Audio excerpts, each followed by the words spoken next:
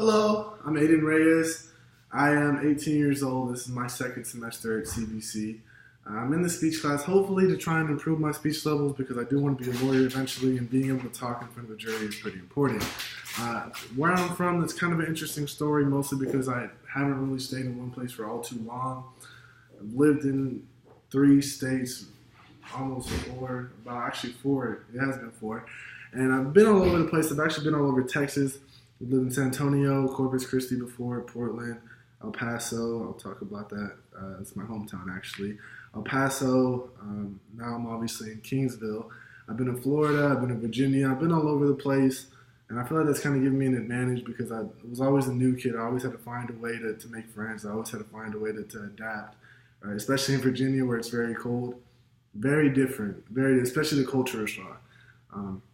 So my hometown is El Paso, Texas, like I said earlier.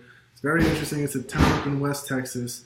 It's a border town. It's right across from Juarez. You could see Juarez. You can see Mexico and parts of it. And you can see the border. There's actually a border wall there.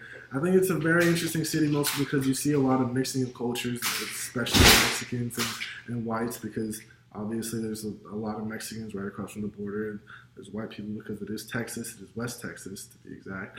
And I think it's very interesting because you see the true melting pot that America is. You see these two different ethnicities totally and peacefully coinciding. There's really no issues. It is sort of I won't say there's no issues, obviously, but I do believe that it is a good example of these two people coexisting peacefully and creating a really nice city. It is very nice. It's very big. It's growing every day, every month, more so than most cities, especially Kingsville. Married and significant others, I have none.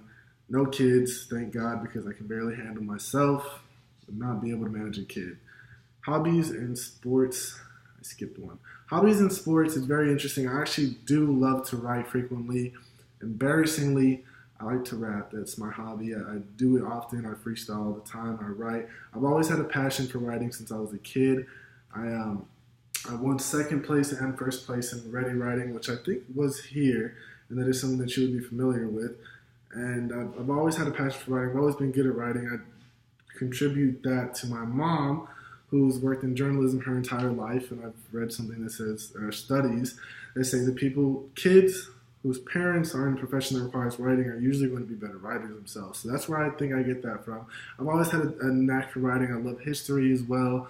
Sports, I love basketball. That's really my main sport, but I love football. I love soccer. I really like a lot of sports. I like the idea of sport itself. But basketball is my number one. That's really the only one that I can say I watch constantly. The only one where I can say I support a team, the NBA, obviously. Why Coastal Bend College? Well, that's pretty interesting, mostly because I do want to be a lawyer, and I figured I wanted to get my basics somewhere where it'd be cheaper. I didn't want to spend $10,000, I think it is, per semester at Temuk. So me and my family both agreed it'd be smart for me to get my basics at CBC and then eventually transfer to Temuk to get my completed political sciences degree before I go ahead and try and get to law school. Why is this class important? Well, for me, I think it's more important than most other people because I want to be a lawyer and I got to be able to talk in front of juries because I want to be a personal injury attorney. And a big part of that does come down to jury settlements where you have to try and convince a jury. And how are you going to convince a jury that you're right if you can't even speak properly or make an important argument? I'm really looking forward to this class and what it can do for me. I do believe that I'm already good at speaking in public settings. I don't really have too much of a stage fright dilemma that I know a lot of students might have in this class. This is my first time in college. Like I said, this is my second semester. My first semester, I actually failed a class, which was pretty bad. I had to pay for that myself, and it did not feel good, I could tell you. Other information about me, I consider myself to be pretty smart. I don't want to too mild feather, but I consider myself to be an intelligent person, but I usually don't let that off. I try and keep it modest. I'm usually actually pretty quiet if I'm not goofing around and acting like a dumbass, to be quite frank. I think like a dumbass. I have a lot of hobbies. I consider myself to be a very open-minded person. I don't like to judge people. I like to take all the information of the world, and especially when it comes to debates and other such things like that. I like to take all the information in and kind of make my own judgment after mulling over it. I've been in a lot of interesting situations, so I believe that I have a higher maturity than most people my age. Again, I don't mean to toot my own horn and pat my own back, but I just wanted to put it out there that that's kind of who I see myself as, if I had to describe myself as somebody. And that's about it. I'm really looking forward to this class again.